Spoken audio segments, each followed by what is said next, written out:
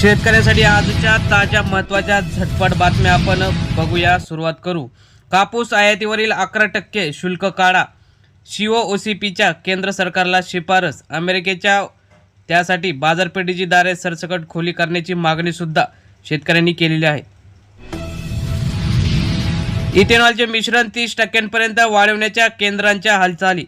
20% अपेक्षित उद्दिष्ट लवकर गाठल्याने चाचपणी तर मोठी पावले उचलण्याची गरज सुद्धा केंद्राने दाखवलेली दिसत आहे. सांगली जिल्ह्यातून द्राक्षाची निर्यात घटली. 17,000 टनांची निर्यात. उत्पादकता कमी. अति पावसाचा फटका.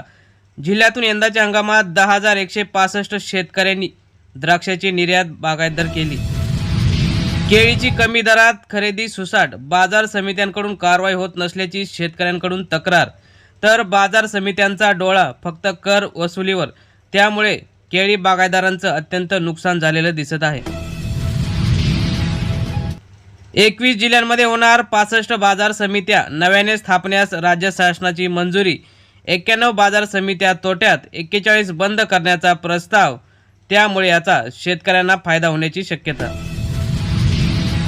NCCF कांदा खरेदीच्या निविदेत जाचक निकषांची आडकाठी.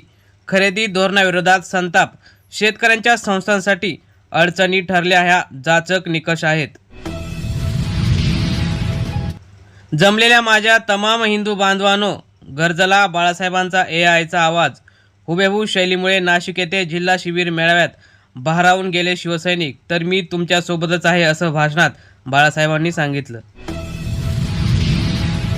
निष्ठावंत कार्यकर्ता शेकाप पक्षाची खरी ताकद. माजी आमदार जयंत पाटील यांनी साधला कार्यकर्त्यांशी संवाद. तर 2 दिवसापूर्वी जयंत पाटील यांच्या बंधूंनी भाजपमध्ये प्रवेश केला होता.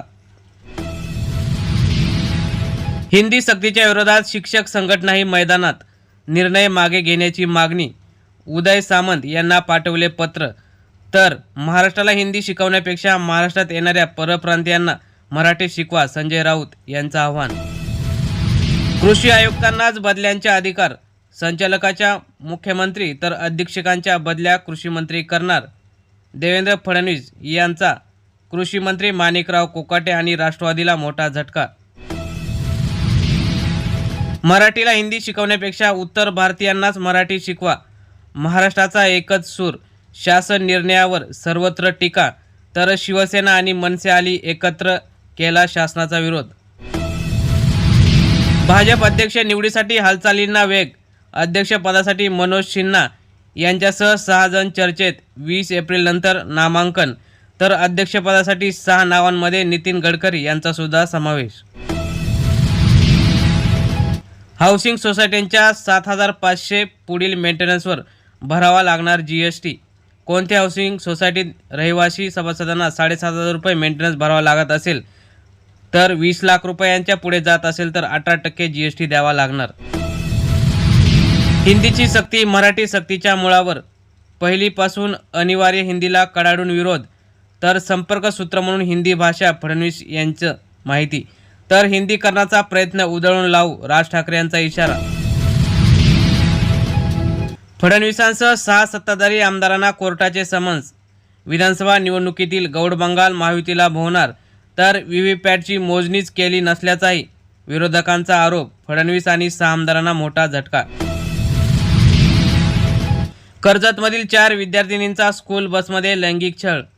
प्रकरण दडपण्यासाठी एकनाथ शिंदेंचा दबाव. पोलिसांनी 6 तास तक्रारच घेतली नाही. सेंट जोसेफ शाळेतील स्कूल व्हॅन घेतली ताब्यात.